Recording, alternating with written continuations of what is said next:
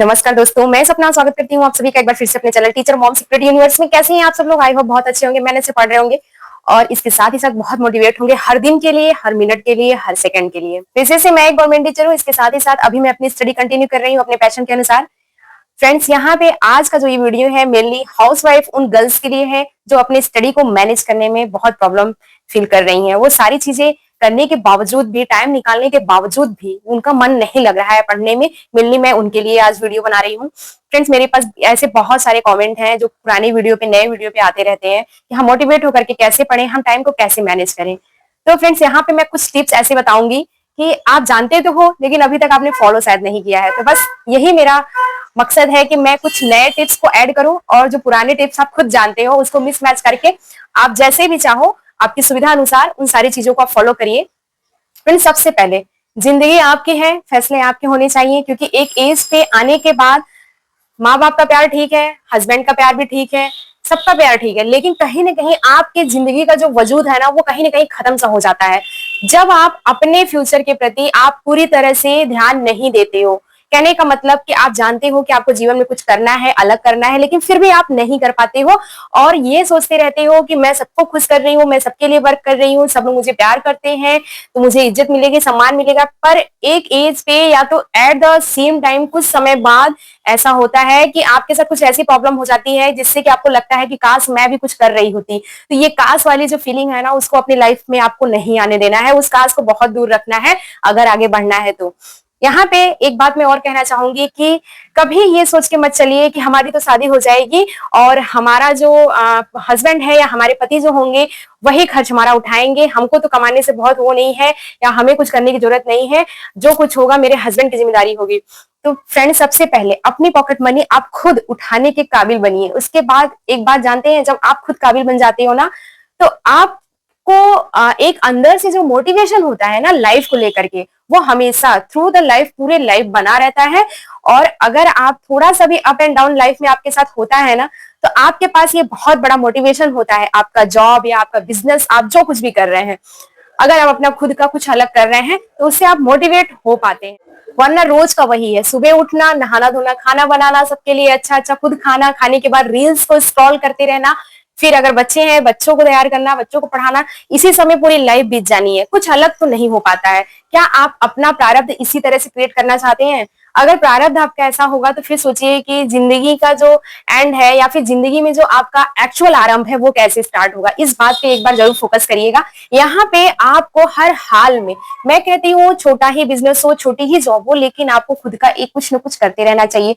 इससे दो चीजें होती हैं, एक तो आप अपना पॉकेट मनी खुद उठाते हो, दूसरा अपने छोटे बड़े सपने पूरे करने के लिए आप सपने देख पाते हो, उसमें विश्वास कर पाते हो। ये काश हो पाता, पता नहीं होगा कि नहीं, ये सारे जो शब्द है ना, ये सारे शब्द बहुत दूर हो जाते हैं।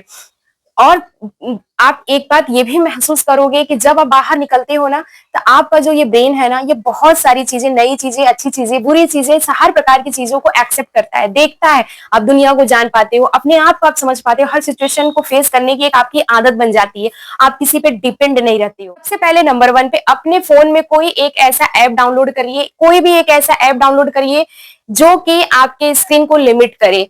स्क्रीन को लिमिट करने का मतलब, जैसे आप कभी, हम लोगों का क्या दिक्कत है हाउसवाइफ का, जब वो काम करके खाली होती है पढ़ने बैठती है, अगर फोन है उनके हाथ में तो सबसे पहले हम फोन देखते हैं, सोचते हैं 5 मिनट देख लेते हैं उसके बाद पढ़ेंगे। तो 5 मिनट जब हम रील को स्टार्ट करते हैं ना तो 5 से कब वो 15 मिनट, 15 मिनट से कब वो 25 मिनट में बदल जाता है हम खुद भी नहीं समझ पाते। इतना टाइम हमारा चला जाता है कि जैसे लगता है कि उसके बाद हम पछताते हैं बैठ के, अरे यार इतने देर से हमको इतना थोड़ा सा तो समय मिला था पढ़ने का, इसमें भी हम फोन देख रहे हैं। तो ये पछतावा जो होता है ना ये बहुत घातक होता है, आपके हार्ट के लिए भी, आपके ब्रेन के लिए भी, दोनों के लिए।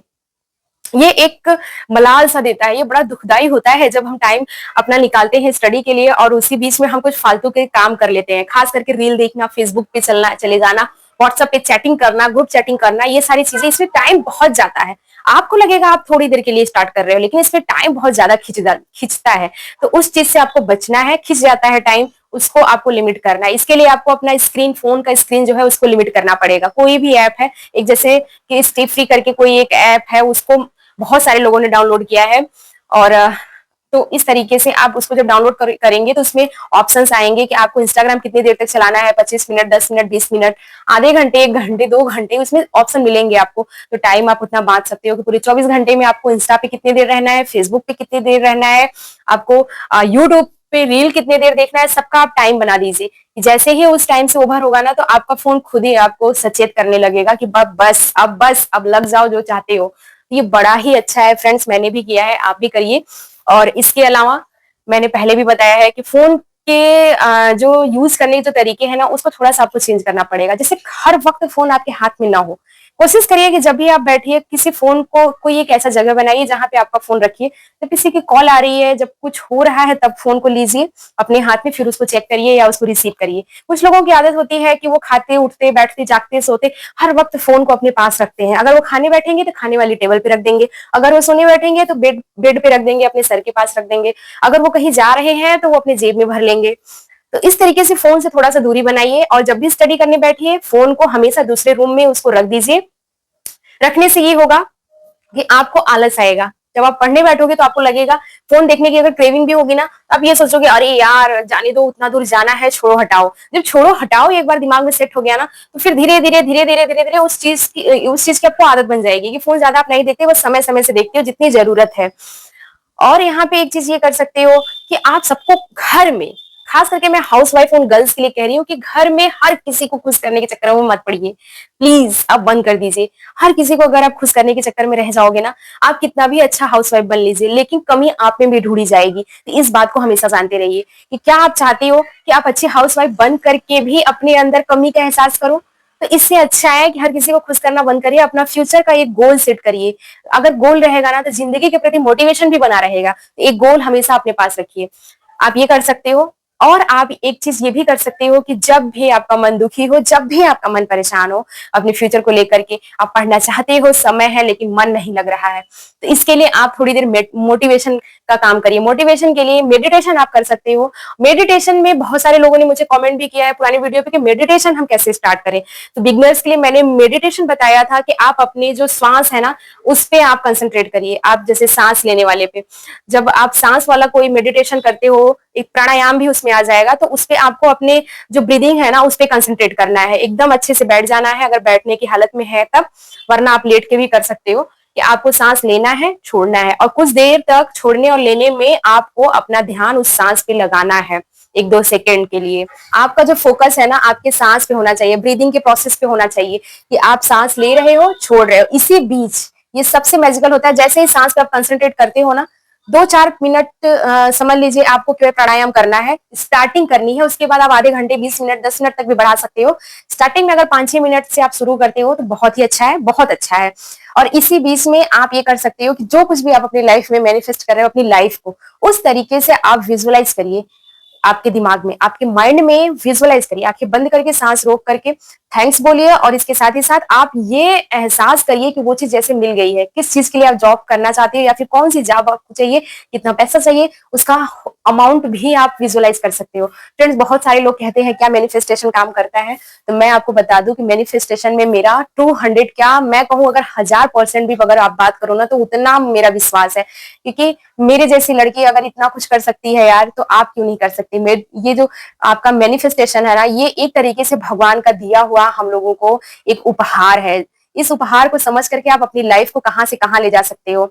महिला सशक्तिकरण की हर जगह बात होती है, लेकिन महिलाओं को शुरू से ही कम आंका गया, शुरू से ही महिलाओं के अंदर भी कमी का एहसास दिलाया गया। इसीलिए हमारे सबकॉन्शियस माइंड में कहीं ना कहीं ये चीज आता है कि महिलाओं का जीवन बहुत स्ट्रगल है, बहुत स्ट्रगल है, महिलाओं को बहुत कुछ झेलना पड़ता है। इसीलिए हमको अपने पूरे होल लाइफ में बहुत सारी समस्याओं को सामना करना पड़ता है। समस्याएं कम भी होती हैं, फिर भी वो हमें ज्यादा ही लगती रहती हैं। तो आप समझ रहे हैं कि मैनिफेस्टेशन जो है, ये कोई लॉ ऑफ अट्रैक्शन का कोच अगर आपको बता रहा है तभी मत विश्वास करिए। आप अपने लाइफ के एक्सपीरियंस से भी चीजों को आप सीख सकते हैं। अगला पॉइंट आप ये कर सकते हो कि आप इग्नोर करिए, लोग क्या बोल रहे हैं, क्या नहीं बोल रहे हैं, आपको क्या सुनना है, क्या नहीं सुनना, लोगों की मुंह से बड़ाई सुननी, अच्छाई सुननी, जो करना है सब इग्नोर करिए। और केवल और केवल अपने कर्मास पे आप ध्यान दीजिए। आपके जब कर्मास अच्छे रहेंगे ना, क्लियर रहेंगे ना, समझ लीजिए कि आपका जो ज़िंदगी का आरंभ है ना फ्यूचर में वो बहुत ही अच्छा होगा, जितना आप सोच नहीं सकते हैं। जब आप इग्नोर करते हो चीज़ों को ना तो कहीं न कहीं नेगेटिविटी से आप अपने आप को आप बचाते हो। जब आप सुनोगे ही नहीं, माइंड ही नहीं करोगे तो सोचोगे नहीं, जब सोचोगे नहीं तो आपकी एनर्जी चेंज नहीं होगी और जब आपकी एनर्जी पॉजिटिव बनी रहेगी तो सारी चीज़ें पॉजिटिव ही अट्रैक्ट होंगी। तो इस साइंस को आप समझिए, लॉ ऑफ अट्रैक्शन एक साइंस है। अभी मैंने महिला सशक्तिकरण और स्टडी के मोटिवेशन के लिए स्टडी टूल्स एंड टेक्निक्स मैंने बहुत सारे बताए हैं। लेकिन उसको मैंने लॉ ऑफ अट्रैक्शन के साथ जोड़ करके बताया। ये मेरा खुद का एक्सपीरियंस है फ्रेंड्स, आप भी एक बार करके देखिए। मैं कहती हूँ हर काम को, किसी भी काम को रूटीन में लाने के लिए हम 21 दिन करते हैं, मैं कहती हूँ आप केवल 10 दिन करिए, 12 दिन करिए, 11 दिन करिए, उसके बाद आप खुद ही फर्क देखोगे, अपने अंदर खुद ही फर्क देखोगे। जो भी मैंने टिप्स बताए अगर उसको अपनाते हुए आप चल रहे हो तो आप अपने अंदर खुद ही फर्क देखोगे। तो इस फर्क को आप अपने फ्यूचर में एक बहुत बड़े अपॉर्चुनिटी को हासिल करने के लिए आप यूज कर सकते हैं।